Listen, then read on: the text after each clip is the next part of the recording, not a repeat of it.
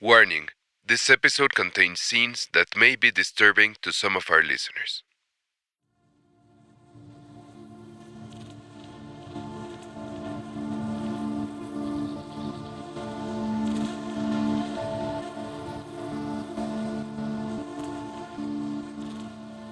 In the 80s and early 90s, Pablo Escobar and other well-known drug lords caused an instability similar to a war, not only in Medellin, but in nearly all of Colombia. This period of narco-terrorism left a trail of pain that its victims still suffer from. The Inflexión Memorial Park has 46,612 holes. Each one represents a victim of narco-terrorism in Colombia between 1983 and 1994. One of those small holes represents Captain Humberto Coral Caballero, a memorial for this victim, one of the thousands who lost their lives in this war. Among so many deaths, the majority are often not remembered, especially not as heroes. Here, Jennifer Coral, Beto's sister. Aquí en Colombia sacan muchos homenajes, sacan muchos documentales, hacen homenajes, hacen series, hacen todo por ciertos personajes. Here in Colombia, they have made many tributes, documentaries, they make series, they do everything for certain people. But my dad has never, ever been mentioned in the history of Colombia. In fact, many people ask me about people they might know the story about, but not because I tell them, but maybe because they follow my brother and they ask me, what happened to your dad? They ask me, so I tell them, but they say, oh, your dad wasn't in this thing or that thing. No. I mean, he was super important. I mean, nothing is known. Jennifer is not mistaken. There is a Wikipedia page called Filmography on Pablo Escobar. On that page, you can find 33 productions, including documentaries, series, and fictional films, in which the most famous Colombian drug lord appears. O sea, mi hijo me dice, ¿por qué no le hacen más honores a mi papá? ¿Por qué nunca se menciona? ¿Por qué no está eso en la historia de Colombia? I mean, my son asked me why they don't honor my dad more, why he's never mentioned, why he's not in Colombian history. My 12-year-old son. Imagine if my 12-year-old son, who didn't live what we lived, and he said that. Jennifer, and above all, her brother Beto, have fought to prevent Captain Coral's story from falling into anonymity, into oblivion. Because the story of Pablo Escobar is known almost worldwide. But where are the anonymous heroes who helped put an end to him? Where is the thorough investigation to clarify the murder of those who did not participate in the corruption and perhaps died from it, like Captain Coral? Mi verdad y lo que yo creo es que a mi papá lo mató el propio Estado colombiano. And the truth is, I believe that my dad was killed by the Colombian state itself. According to what I know, what my brother has told me. Today I say that being more aware of the reality of what he did, that maybe he knew a lot of things at the time and maybe they wanted to silence him. In Colombia, the state insists on hiding the truth. However, society is increasingly active in demanding to know that truth. It has taken too long while people witness atrocities without really knowing what happened. Sí quisiera que en Colombia se contara las verdades bien contadas. That in Colombia, they would tell the truth, the whole truth. Not just the truth that's convenient to the state, not the truth that's been covered up, but the full truth about everything.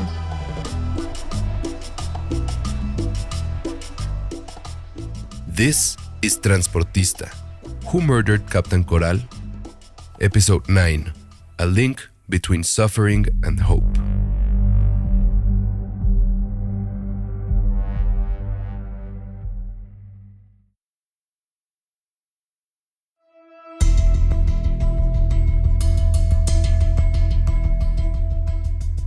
As we have reviewed in previous episodes, Colombia has been immersed in a very complex armed conflict for over 6 decades. Complex because it has involved multiple actors who have exerted violence against the population of their own country. Drug traffickers, guerrilla groups, paramilitaries, and even agents of the state itself. Given the complexity of the conflict, the Colombian government created a commission tasked with preparing a report that would account for the context that led to the armed conflict, as well as detailing the cases that occurred within it. The Truth Commission for Clarification of the Past, Coexistence, and Non-Repetition. On June 28, 2022, the Truth Commission published its final report. It took 3 years and 7 months, during which nearly 10,000 victims voluntarily participated in individual and collective interviews. Additionally, illegally armed groups, indigenous communities, businessmen, politicians, police officers, military personnel, and even former presidents, among others, contributed to the report. Jesuit priest Francisco de Rú, the commissioner's president, presented the report. Nunca entendieron que el orden armado que imponían sobre los pueblos y comunidades que decían protegerlo, las destruía y las dejaba después en manos de los paramilitares que llegaban a acabarlas. He pointed out the violence perpetrated by different actors who tore down entire communities while ironically claiming they were there to protect them. At the ceremony, the then president-elect Gustavo Petro also participated, but incumbent President Iván Duque was absent. Discovering the absolute truth referred to by Jennifer Corral in the previous segment has been difficult, but there are Colombians who have dedicated their lives to it. Mi nombre es María Emma Wills Obregón. Yo soy o fui durante muchos años profesora en una parte de la Universidad Nacional, en otra de la Universidad de los Andes. My name is María Emma Wills Obregón. I am or was a professor for many years at one part of the National University, as well as at the University of Los Andes. I was at the Institute of Political Studies and International Relations and as a department director and associate professor in other institutions. Oh, and sorry, I missed a part. An important part. María Emma was involved in establishing the National Center for Historical Memory.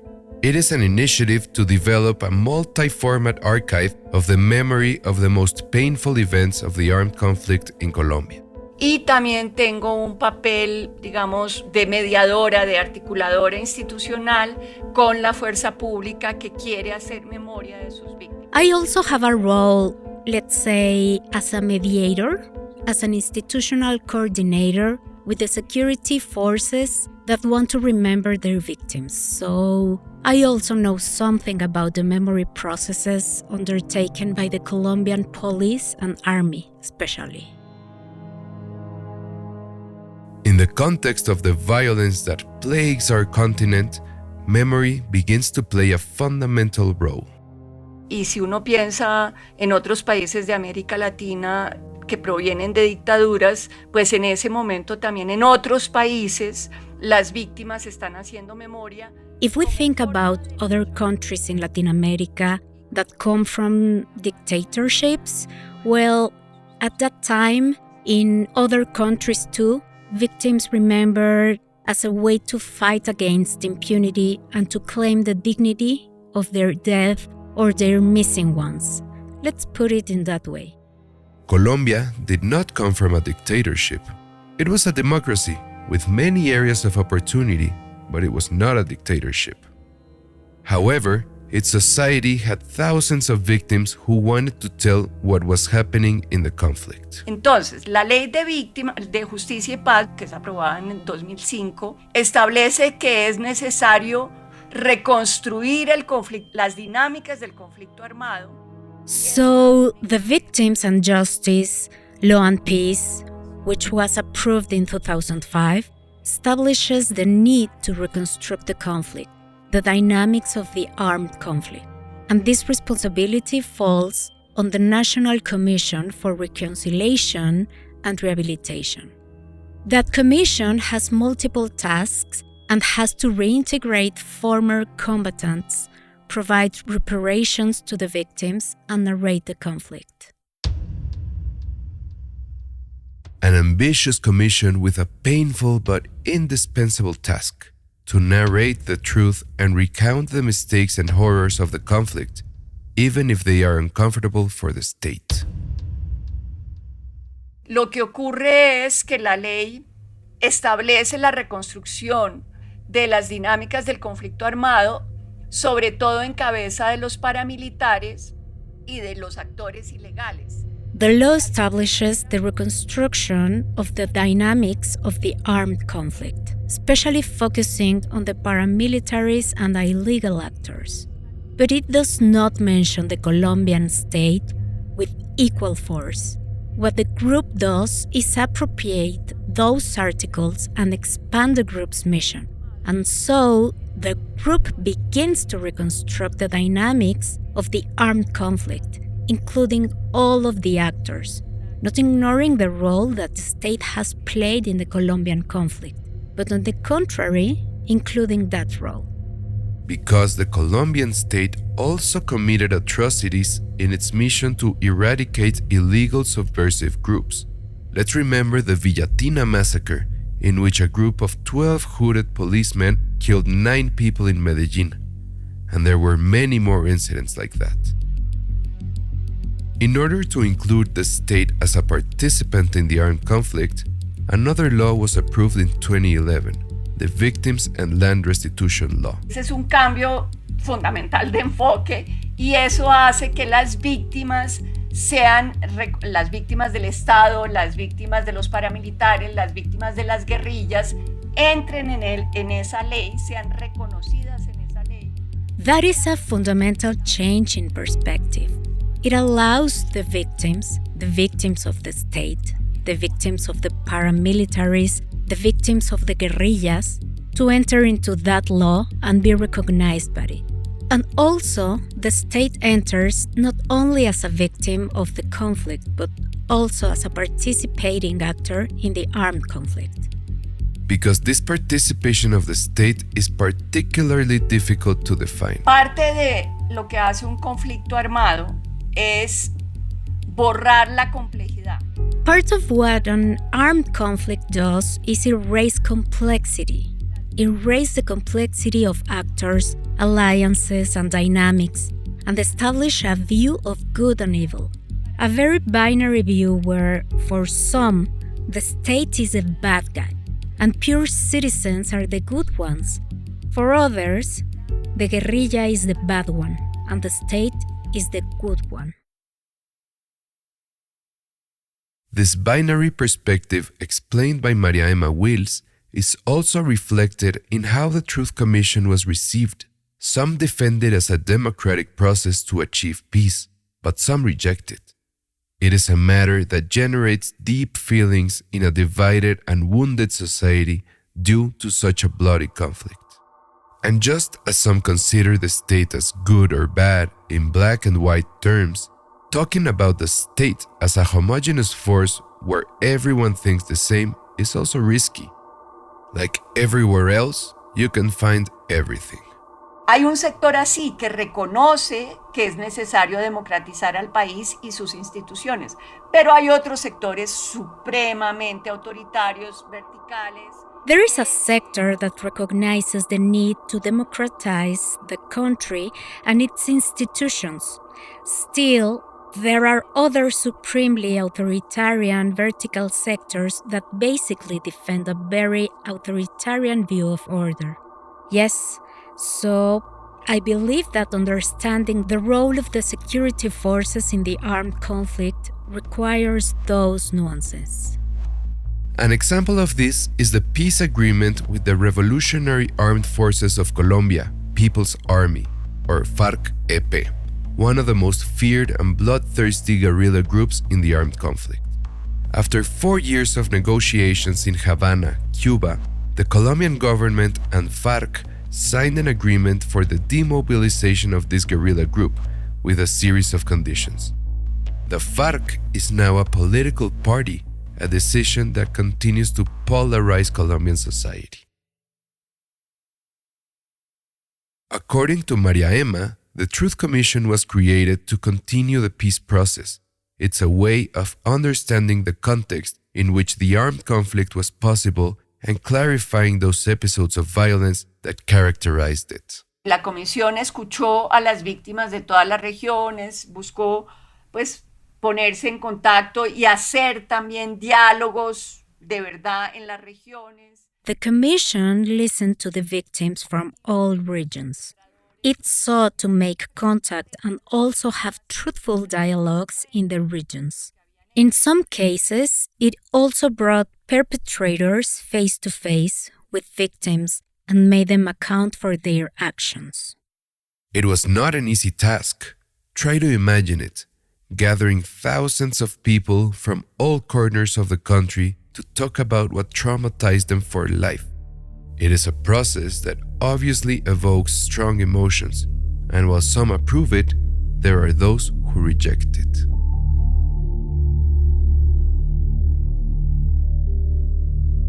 As difficult as this process was, in Colombia, the reconciliation initiative rounds were achieved and the Truth Commission published their final report. In the 11 volumes that make it up, chilling figures were published. For example, 450,664 people lost their lives. 16,238 cases of forced recruitment of children and teenagers were registered. There are 4,884 civilian victims affected by landmines, and 1,294 were victims of sexual violence, among others. However, the Truth Commission was also rejected by more conservative sectors in Colombia, such as former President Álvaro Uribe, who said, "The Truth Commission has a license to lie." For Maria Emma Wills, the presentation of this report is essential because pone en escena y encapsula el sufrimiento vivido en Colombia durante tantos años a través de la voz de las víctimas. It brings to the forefront and encapsulates the suffering experienced in Colombia for so many years through the voices of the victims, but it also highlights the efforts being made to overcome the armed conflict.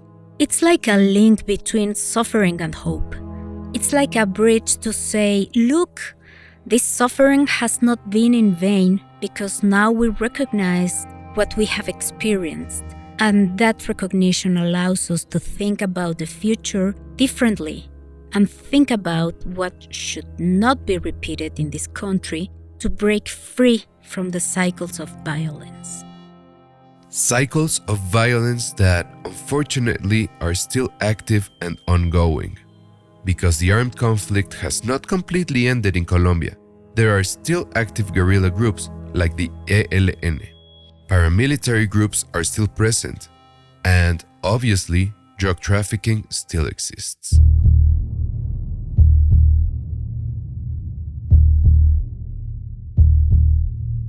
These cycles of violence have involved different actors, as in the case of Captain Corral's murder.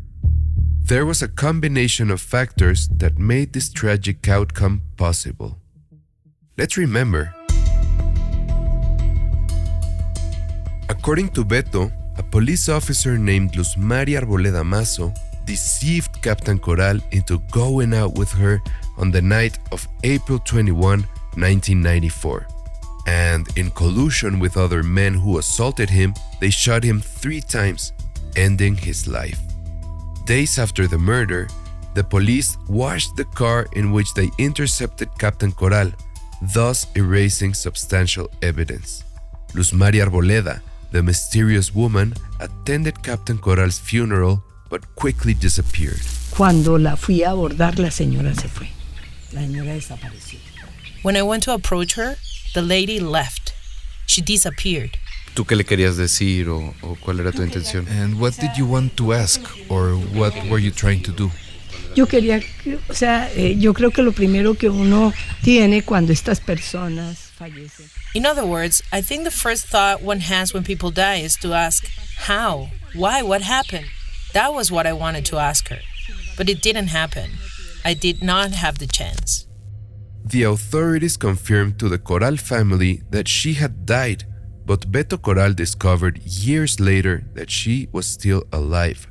He found her on social media and tried to get in touch with her, but she blocked him. Sí, cometí ese error. Le escribí.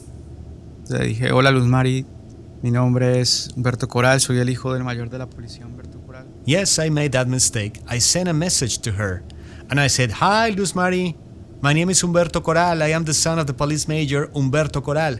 I want to talk to you. And I never got a response. Then I found her on Instagram. She ended up blocking me on all social media. Upon receiving the judicial file of the case, Beto learned that she had fired a fourth shot that none of the witnesses heard. She tested positive for gunshot residue, confirming that she had fired a weapon. This led Beto to conclude that she had participated in his father's murder. The file indicated inconsistencies in Luz Mari's testimony, but she was not called again to testify, and that lead was never pursued. La señora evidentemente le disparó a alguien y ese alguien estoy completamente seguro que fue a mi papá. Evidently, that woman did fire at someone, and I'm certain that someone was my dad. I've determined that Mrs. Luz Maria Arboleda Mazo, a member of the police with the help of those men, murdered my father. According to Beto's own investigations, before being murdered, Captain Coral planned to expose his superior in the search block, Colonel Hugo Aguilar, for stealing hidden stashes of money or drugs belonging to the drug lord Pablo Escobar. Bueno, esa respuesta se contesta sola. La relación que tendría con la muerte de mi papá. Well, that answer speaks for itself.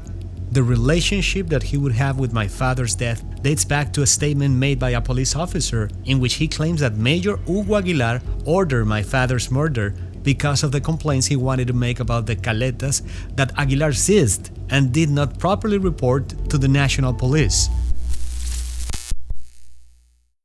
Over time, Hugo Aguilar faced justice for his involvement in paramilitary activities, but he completed his sentence in 2022 and is now free in Colombia. On the other hand, according to Beto's inquiries, Luz Maria Arboleda Mazo is also free and living in the United States. Despite the evidence that Beto has publicly presented, the case crossed the statute of limitations in 2014 and remains unsolved and closed. Beto has dared to speak publicly, to make brave accusations, and for this, he received threats that forced him to leave his country and to seek asylum in the United States.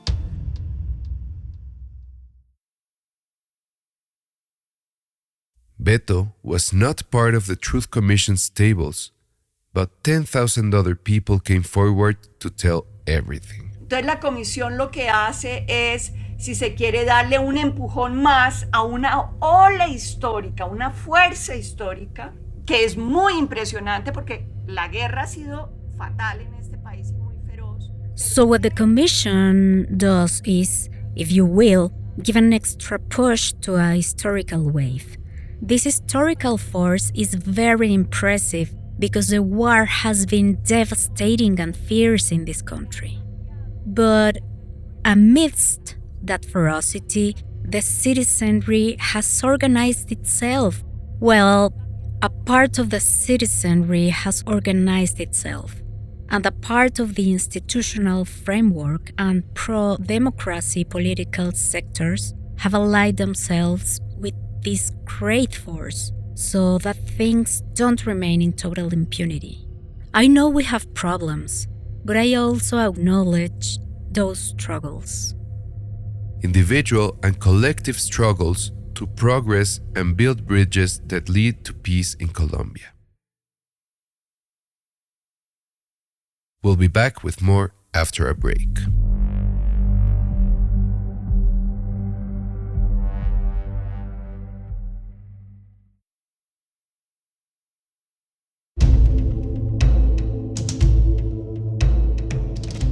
As mentioned in the previous segment, the Truth Commission published its final report almost a year ago, in June 2022. Catalina Sánchez Escobar, the lawyer and scholar who explained the metaphor of the black boxes through which the Colombian state keeps secrets that could get them into trouble, explains. El 28 de junio la Comisión para el Esclarecimiento de la Verdad entregó su informe final y justamente el narcotráfico tiene un capítulo importante en ese informe. On June 28, the Truth Commission delivered its final report, and precisely, drug trafficking has an important chapter in that report. And let's say that part of the recommendations first gives us a narrative about the relationship that drug trafficking had with armed conflict. How it permeates and infiltrates all social, economic, and political spheres of Colombia. But also a series of recommendations. And within those recommendations, it will be very difficult because it acknowledges.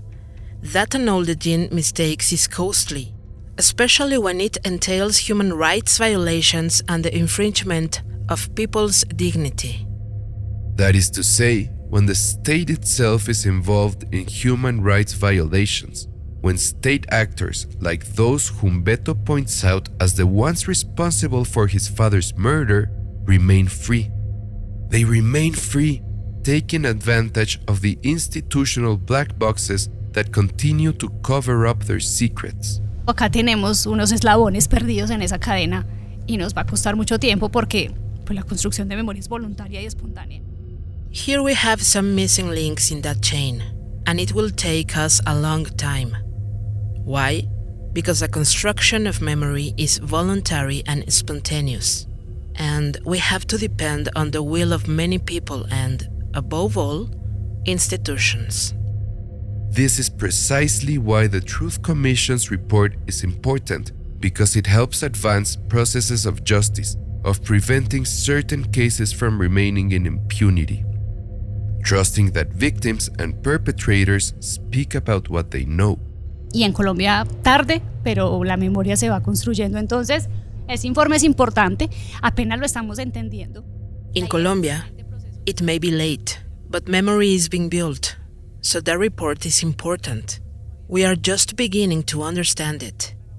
The idea is fair processes of socialization and education, so that we understand what it is about. Especially because some people still don't even know who the commission was and what it did to come and talk about the report now.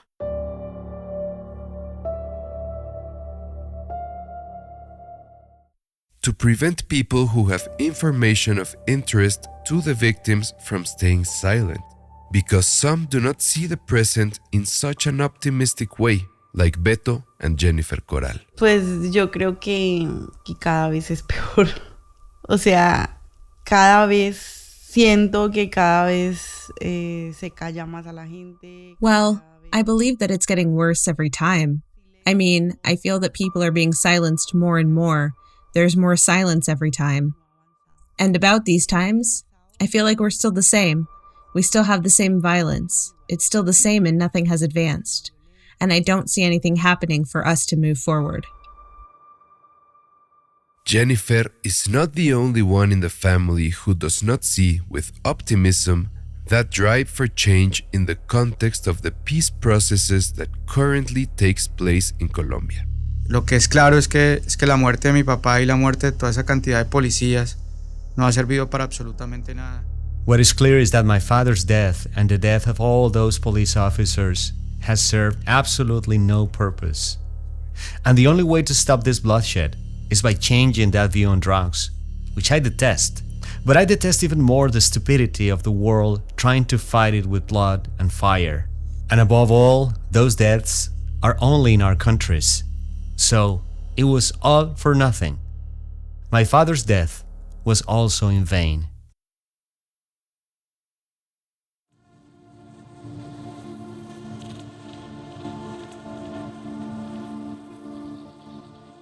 In cases of human rights abuses, victims can receive reparations. But despite legislative reforms that acknowledge the participation of the Colombian state in the armed conflict and also acknowledge that they were involved in human rights abuses, Beto and his family have not received any form of reparation, neither symbolic nor economic. The state also abandoned them in the pursuit of justice and did nothing to clarify and punish Captain Corral's murder. However, Beto continues to fight, perhaps from exile, but he is increasingly active on social media and other platforms to prevent impunity in his father's case and to seek justice in many other cases in Colombia. In the next and final episode of Transportista, Who Murdered Captain Corral, you will hear a different episode, a conversation to learn more about Beto Corral.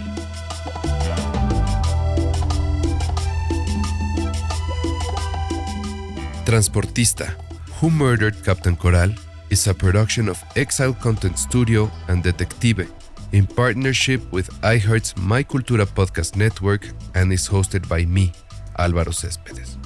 Production by Diego Olivares and Álvaro Céspedes with the help of Sabine Jansen, Ana Isabel Octavio, Verónica Hernández, Reynolds Gutiérrez, and Stella Emmett.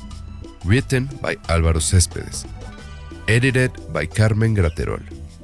Fact-checking by Desiree Yepes. Adaptation to English by Magali Stransky. Thanks to the voice actors who contributed in this episode. Beto Corral is Horacio Mancilla. Jennifer Corral is Andrea Ceballos. María Emma Wills is Paulina García Fontes. Teresa Cifuentes is Carmen Graterol. And Catalina Sánchez Escobar is Verónica Hernández. Executive producers are Carmen Graterol, Rose Reed, Isaac Lee, and Diego Enrique Osorno. Sound design by Hugo Mendoza and Gonzalo Messi. Original music by Sebastián León. Daniel Batista oversees audio at Exile Content Studio. Our executive producers at iHeart are Giselle Bances and Arlene Santana. Research by Meño Larios and Emma Friedland. Production supervision by Julio González. Created by Diego Enrique Osorno. For more podcasts, listen to the iHeartRadio app or wherever you listen to your favorite podcasts.